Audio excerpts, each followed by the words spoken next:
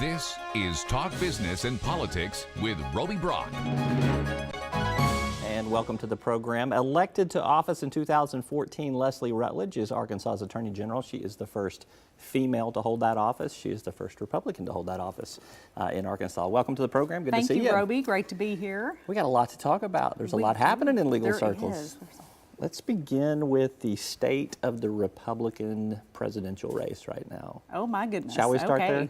All right. Donald Trump looks like he is on track to be the GOP nominee. There is also conversations that there could be a contested convention. What do you expect to happen? What do you maybe hope will happen? What I hope will happen that the Republicans will do just like we do in the Southeastern Conference. Any given Sunday, Arkansans, we're going to be cheering against LSU. We're going to be cheering against Alabama. Come bowl game time, we're going to be cheering for the Southeastern Conference. And I hope that Republicans will come together, get behind our nominee, and defeat Bernie Sanders or Hillary Clinton come November. All right. How do you feel about Donald Trump? Could you get behind a Donald Trump candidacy? I will support the Republican nominee. If Donald Trump is our nominee, I will support him. I will support John Kasich. I will support Senator Cruz. If any of those three gentlemen are the Republican nominee, I will support them. There's a new poll that was out this last week that shows that Donald Trump has problems connecting with female voters, that they perceive him in a negative fashion. There's no concern on your part in terms of how Trump connects with women voters? I am confident that the Republican nominee will have the support of all the Republican Party, but we must go beyond Republicans and speak to all Americans, because what we cannot afford are 4 years of Bernie Sanders or Hillary Clinton. Let's talk about what happens if there is a contested convention, a brokered convention, an open convention, whatever you want to call it. Do you think that sets the Republican Party back? I mean, just with that kind of fracture, that kind of fissure? Well, Roby, most people may not know that I was counsel at the Republican National Committee 4 years ago during the presidential cycle. I do not believe that we will have a contested convention. I believe that we will have a nominee before we get to Cleveland, before the convention, and that we will be rallied behind that individual and ready to take on the Democratic nominee for November. Do you think the rules get changed in terms of how the convention process works? You've worked in that before. They did change last time, right before convention. That's when the Rules Committee meets, and then the convention delegates vote on those rules. And so it is a bit of a tangled web, but again, when I go to convention in July, I will be representing Arkansans and the will of Arkansans. And that's what's important for folks to remember, that delegates represent the will of Arkansas voters and the Arkansans that came out in our primary March 1st. So let's just say that we do have an open convention process, because I just want to hear a little bit more about how this works, because you've kind of looked into this. So the first round goes around, everybody votes how the states selected them to vote, per se, as you just indicated. But then what happens if there's not a consensus candidate, if there's not a majority of delegate votes at that point in time? How does it work after that? Well, certainly, then there goes to a second vote. Mm-hmm. However, an individual must be nominated in order to receive votes, and based on the party rules, in order to even get into to be nominated, you have to have a majority of 8 states. Majority of the delegates from 8 states. That rule could be changed. That rule could be changed. Right. It was changed last time, right before the convention. And so, yes, it certainly could be changed. However, I don't foresee that. I am confident that the leadership will get behind the front runner, the presumptive nominee, just as they did 4 years ago. 4 years ago, the Republican National Committee named Mitt Romney the presumptive nominee in April, although Mitt Romney did not have half of the delegates at that time. He did not have half of the delegates until later in May, or possibly even June, if memory serves, but certainly not in April. And so I think that we will start seeing the Republican Party coming together. The Democrats are equally torn apart between Bernie Sanders and Hillary Clinton. There's just 2 of them. Yeah, and 8 years ago, when it was Obama and Clinton, that really didn't get resolved until the convention for the Democrats. Certainly, and when you look at the numbers, President Reagan was behind Jimmy Carter by,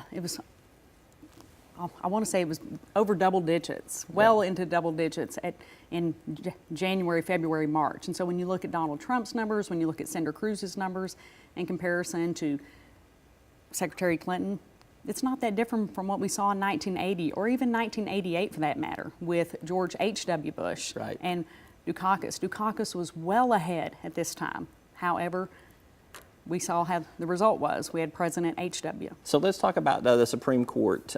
This is obviously going to play out in presidential politics this next year, or the rest of this year. Contentious Washington, D.C. debate over filling Justice Scalia's seat. Democrats and the president say there's plenty of time to make a decision. Republicans say let's wait and let this presidential election year determine what the people may want. Do they want a Democratic president or Republican president to make this next appointment? I'm pretty sure I know where you come down on this. Sure. So go ahead and well, state your position. I joined with almost 24 Republican AGs from across the country applauding the efforts of Senate Majority Leader Mitch McConnell and Judiciary Chairman Grassley for exercising their constitutional right. The president has exercised his constitutional right by nominating someone. However, it's the Senate's, that's why we have checks and balances, is to have the president nominate and the Senate confirm. In 2012, the people spoke and reelected President Obama. However, in 2014, the people spoke again and put a Republican majority in the U.S. Senate. It's a great example of checks and balances, and when we let the people's voices be heard, we are better served. But by that same logic, I mean, are you not saying that no decision should be made since the 2014 Senate went to the Republican side if there's some sort of contentious issue between Democrats and Republicans? Sure. Well, I think that the people's voice should be heard, and it will be heard in the November election of the direction of our country, of whether or not we want a president who will appoint a liberal member of the Supreme Court or a conservative member of the Supreme Court. You think Justice Garland is a liberal member, would be a liberal member of the Supreme Court? Well, I think that that would be determined over time should the Senate move through with the hearings and so forth, and we learn more about Judge Garland.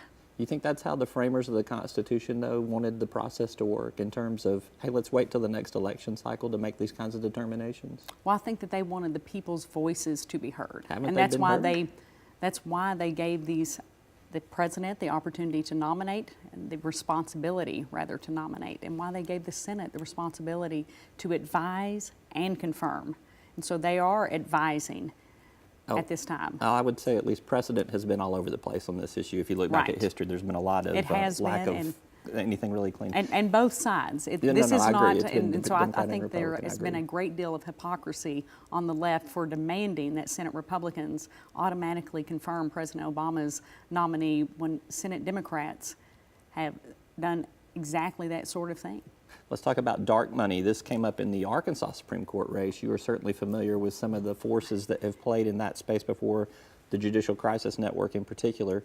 There are some ideas floating around to change disclosure laws in terms of how this outside political spending is done. Do you support some of the ideas that are out there? Do you have a position on that? Well, as I stated in 2014 during my election, when so much dark money was spent against me, nearly $2 million was spent against me in dark money, Roby. And I stated then, I will continue to state, I believe we are better served when more sunshine comes in. And last week being Sunshine Week, I think it's a great time to talk about it. More sunshine comes in. If someone is going to spend money in Arkansas on an election and they name a candidate, we should know who those individuals are, or the name of the organization, as well as who their donors are. Yeah. Have you seen Representative Clark Tucker's proposal that would have that basically a 72-hour kind of window of Well, sunshine? I met with Representative Tucker during the last legislative session about his bill. I did have some concerns with regard to the First Amendment, constitutional rights being not trampled on, but hurt in the sense that it had limitations on how much individuals could spend. So I had some concerns. However, he did put that before the committee. It failed in committee, but I will be happy to visit with him or anyone else, Republican, Democrat, does not matter, and to talk about a bill with regard to allowing more sunshine in and disclosure on who these individuals are and the donors. About 30 seconds left. Would you push the governor to put this on the call for the special session? I will certainly be open to visiting with the governor about anything that he wants to put on the special session, but my job as AG is to advise whether or not it will be upheld or challenged in the courts, and I want to continue doing that. I'm going to pin you down one of these days. One on of that. these days, Yeah, all Roby. right. Leslie Rutledge, Thank you you so so much. much. Enjoyed Appreciate it. You. All right.